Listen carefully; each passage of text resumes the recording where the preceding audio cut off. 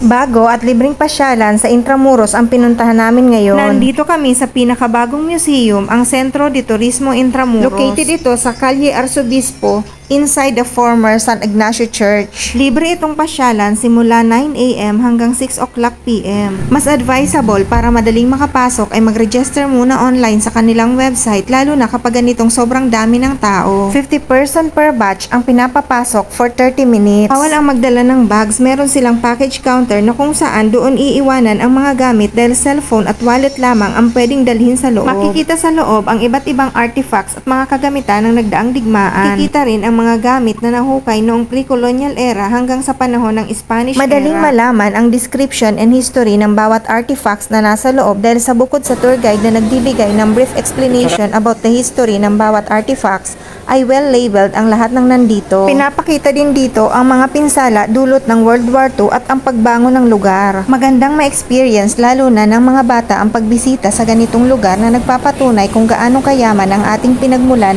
na ugat ng kanilang kasalukuyan.